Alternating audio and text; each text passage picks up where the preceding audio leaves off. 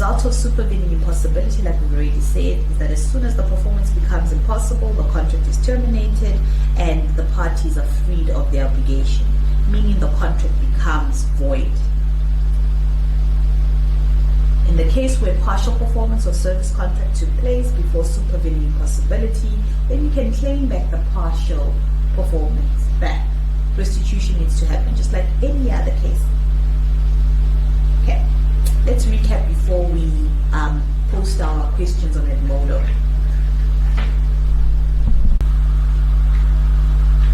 Okay, so let's just recap. We're looking at impossibility of performance. So let's start right on the top. What is performance? Either doing, delivering, the tolerance, or not doing something. We're saying the performance must not only be certain, but it must be possible. We'll look at two types of possibilities. Initial, when you conclude the contract, and supervening, after the conclusion of the contract. For initial impossibility, the courts employ an objective test. What does the objective test mean? It means nobody can perform that specific duty. This is the example of the dead horse or my house that was destroyed 2 weeks ago. Nobody can give you that house or that horse. It's already gone. It doesn't exist when we enter into the contract. Contract is void ab initio. But the test is objective impossibility. In other words, if it's just inconvenient or impossible for the contracting party, an example that we gave is the buyer that cannot afford the purchase price but has already entered into the contract. The contract is valid and enforceable.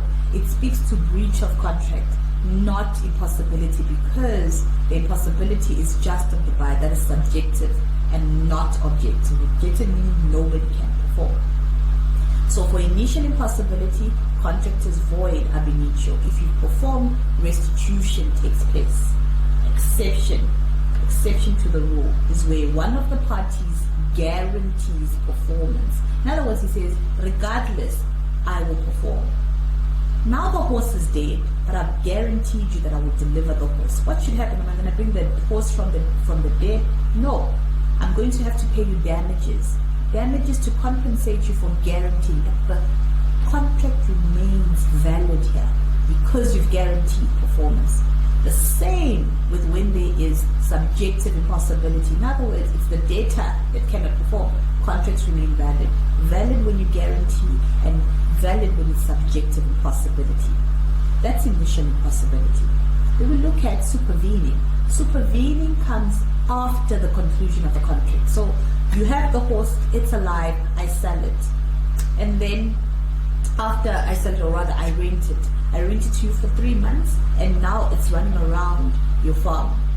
3 months, 2 months in, lightning strikes it and it dies. Remember, you're supposed to have it for 3 months. The contract is for 3 months.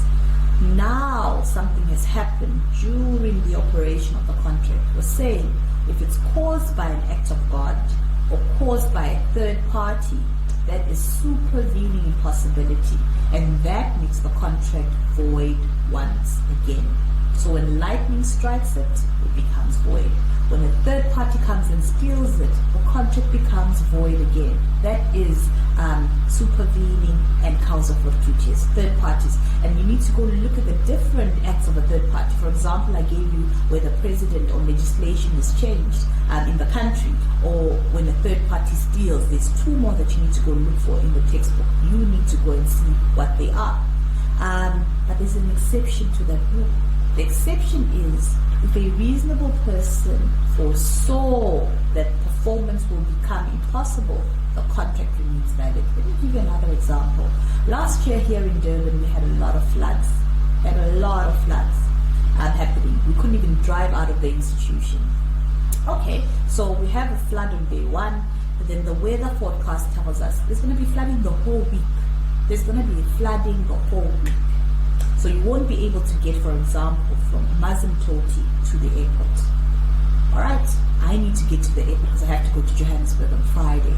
I call an Uber company and I say to the Uber company, my flight is at 6. You need to be at my house at 5 so I can be at the airport at 5:45 so I can get on my flight. Uber company knows about the weather forecast and he knows it will be difficult to get to Toti because the roads are flooded. the Uber company accepts and says, no man will be there. Uber company tries to get to my house on time. They don't, because as I said, there were floods. Everybody knew there were floods. Now, question is the contract still valid? Not supervening. It's rain. It's coming from God. It's an act of God. Does this now make the contract void? No, because you now foresaw. You knew there would be floods. You knew you would not be able to get to the destination. Contract is valid and you must perform. Of course, you can't perform. I've already fixed my flats, then you would pay damages. But the contract is valid because you reasonably foresaw that you would never be able to complete that contract. So there's a difference there. So know the rule and know the exception. Know the rule and know the exception. Initial and supervening possibility, both of them have rules and exception. Thank you.